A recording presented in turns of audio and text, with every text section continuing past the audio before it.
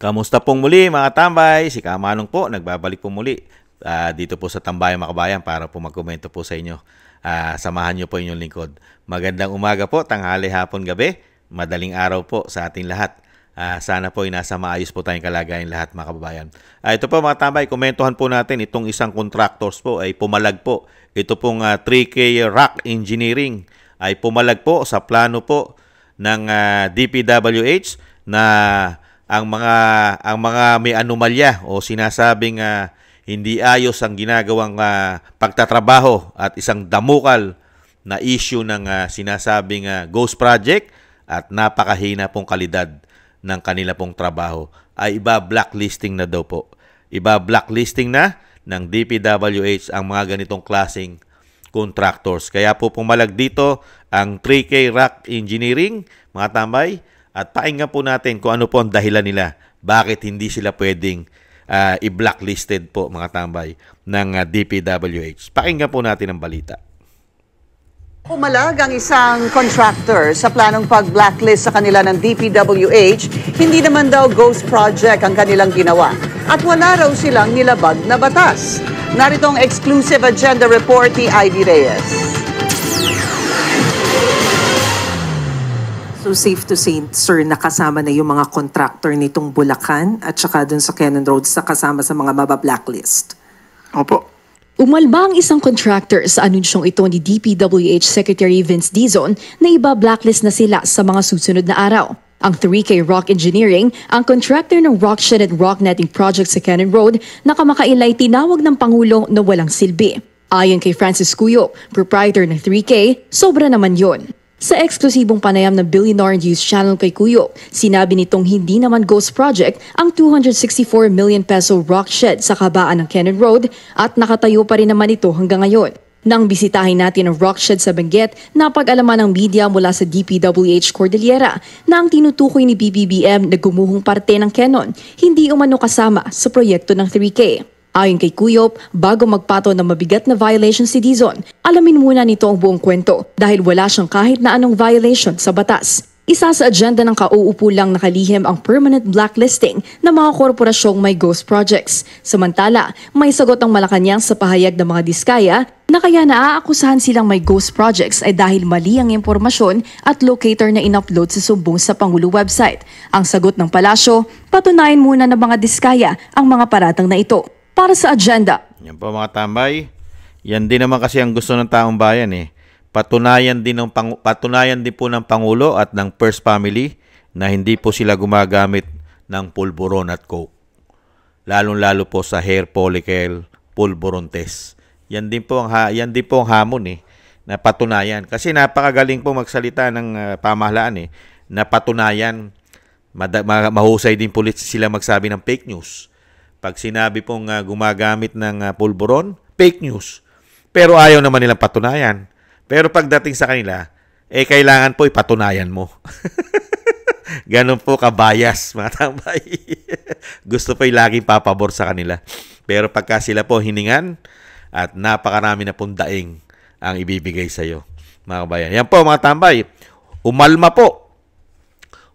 po ang engineering, itong 3 Rock Engineering po, na i-blacklist po ang kanilang kumpanya, ang kanilang pong kumpanya, mga tambay, na hindi na po makakuha ng proyekto sa gobyerno, mga kababayan. Diyan mo malalaman talaga kung talagang itong 3 Rock Engineer din ay malinis po at talagang ito po ay hindi po sablay o sinasabing low standard. At syempre po, ang kanilang proyekto ay hindi rin po ito overpricing.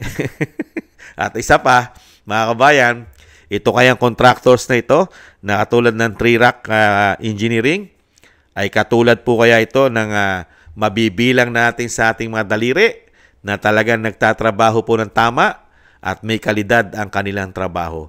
May imbestigahan naman po yan at dapat pong imbestigahan yan.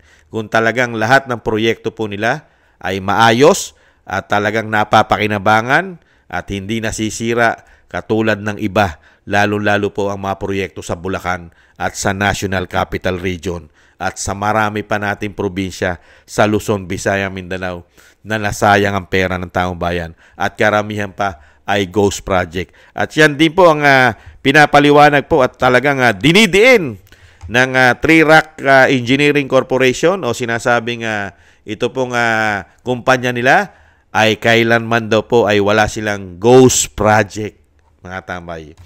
At yung sinasabi daw po ng Pangulo na nasira at gumuho doon sa Quezon Road ay hindi po nila proyekto yan. At nananatili daw pong nakatayo at matibay ang kanilang proyekto, mga kababayan, lalo po sa may Benguet papuntang Baguio. Hindi po ba? Kaya po pumalag po sila sa plano po ng bagong DPWH na si Vince Dizon, mga tambay. Vince Dizon, mga tambay. Si Secretary Dizon. Kaya dito pa, mga tambay, imbestigahan naman po yan. Dahil kailangan naman po talaga imbestigahan. Kung napakarami pong sinasabi po, katulad po ng mga contractor sa Bulacan, na talagang iba-blacklist na po nila yan, lahat. At yung sinasabing mapapatunayan pa, lalo na itong mga diskaya, mga bayan, di po ba? At yung mga sinasabing wow builders, kung ano-ano pa. Napakarami po niyan, mga pinangalanan na yan. Pag yan po ay napatunayan, ayon po sa bagong talaga na DPWH, talaga iba-blacklist na po silang lahat. Ang komento po natin yan, kailangan hindi po blacklist lang. Hindi po blacklist lang kailangan dyan. Ang kailangan po dyan, ibalik po nila ang pera na hindi naman po talaga nila ginawa, lalong-lalo ang mga ghost project, nasaan ang kinita nila riyan. At syempre, kailangan isuka rin ng mga kasabwat nila. Dahil alam naman po natin, ang mga contractors ay hindi po yan kikilos at gagalaw ng hindi po manggagaling sa kanilang boss. May mga boss po yan. Unang-una, sinasabi ni Mayor Magalong, at ang mga boss niyan ay mga politiko, mga congressman daw po. DPWH, mga engineer, mga district engineer. Yan po. Ang contractors po ay sila lang po yung pinakamababa na parang utusan. Pagka sinabi ni congressman, pagka sinabi ni secretary, how much? Magkano ang gusto namin dyan na mapunta sa amin? 20%? 50%? Susunod lang po si contractors, mga tambay. Kaya ang kalidad ng trabaho, ang kalidad ng proyekto ay napakadaling masira. Kaya dito po sa hamon, dito naman po sa hamon na sinasabi po ng 3K Rock Engineering, mapapatunayan naman po yan. Lalo-lalo po kung talagang puspusan ang gagawin po investigasyon dito po sa kumpanya ng 3 Rock Engineering na kumukuha po ng proyekto sa gobyerno. At sana po, lumabas naman po ang katotohanan. Para naman po maging patas dito sa 3K o 3K Rock, tama, dito sa 3K Rock. Maging patas naman po ang investigasyon. At kung talaga ito'y maayos at yung sinasabi nga natin na may kalidad ng kanilang trabaho, hindi naman po silang mabablacklist, mga tambay. Hindi naman, mga kabayan. At syempre, sana hindi naman po sila katulad ng iba na halos wala pong tinatrabaho at iniiwanan po nakatenga yung kanilang pong mga proyekto. Hindi natapos, pero ang pera po natin ay natapos at nailagay na po sa kanilang mga bolt umano, mga kabayan. Kaya yan po ang hamon po ng 3K Rocks Engineering dito po kay bagong secretary po ng DPWH na si Secretary Dizon, mga tambay. Sana po tugunan po nila yan at gusto rin po nating malaman kung talagang maayos na contractors itong 3K Rock, mga tambay. Tingnan po natin. Kasi kailangan po ng bansa natin yan Na kailangan natin ng bansa ang matitino. Ang matitino na kukuha ng proyekto sa ating bansa na matino. Hindi talaga garapal at nagtatrabaho po ng maayos at siyempre may kalidad. Siyempre gusto rin po natin, mga tambay, na sana po ang gobyerno talagang maglagay din po na isang ahensya, lalong-lalo na patatakbuhin mismo ng gobyerno, na marami pong mabigyan din ng trabaho. Hindi po ba? Hindi po ang nakikinabang lang ay mga kontraktor. Di ba? Ang nakikinabang lang po ay ang halos mga contractors. Sila lang. Napakarami po nating pagawain at marami po sanang mabibigyan lalo na trabaho ito kung ang gobyerno na mismo, mga tambay, ang magpapagawa at ang mismong ahensya na po, yung pinaka-department na po, at least doon na po ibubuhos ang pondo kung titino at patitinuin mo ang DPWH, sila lang hahabulin mo. Wala ka nang hahabuling iba. Di po ba? Wala ka nang hahabuling iba. Hindi mo nahahabulin dahil napakatindi ng korupsyon kasi magmula sa Kongreso, may issue na korupsyon diyan. Kung lahat ng pondo ay ilalagay mo lang lahat ng pondo taon-taon sa isang departamento katulad ng DPWH lang ang sisilipin at sisilipin mo ang ginagawa nilang proyekto, lalo-lalo po ng COA, ng i-audit, di ba? Ang natatapos at nagagawa. At ang isa pa, mga tambay, wala ng korupsyon ang mga congressman. Di po ba? Lalo-lalo po sa isang probinsya.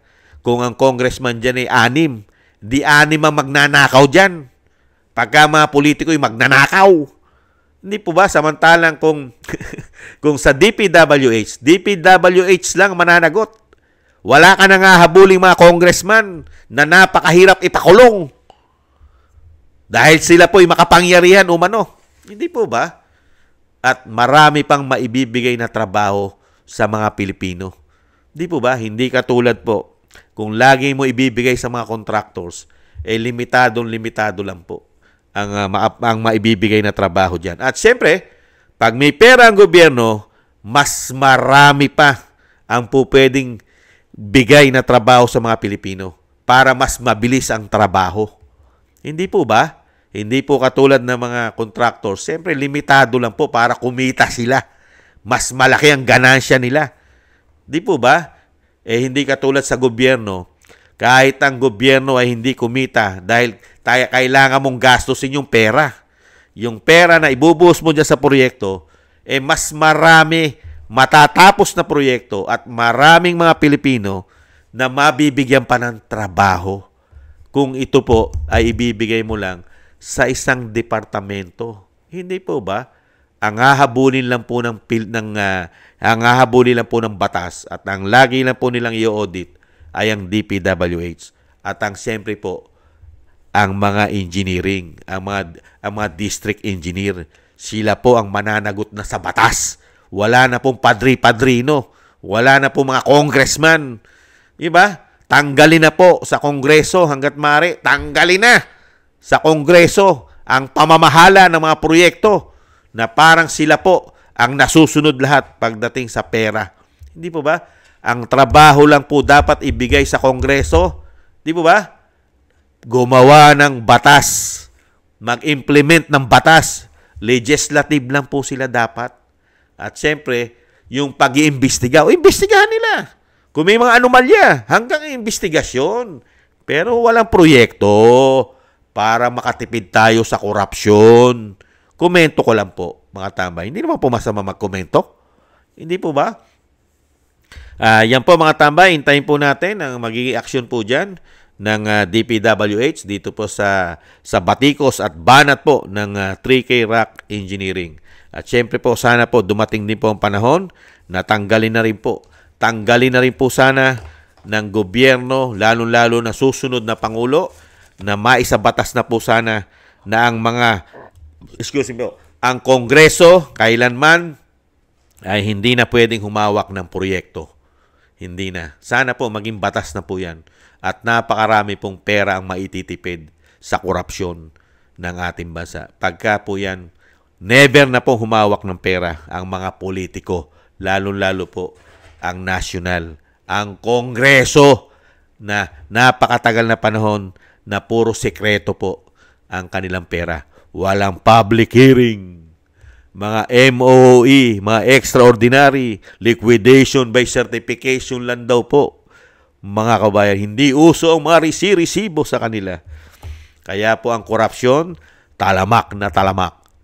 At hindi po natin makikita na pati ang speaker ay magkakamal ng issue ng puro korupsyon dahil wala na silang hahawakang proyekto.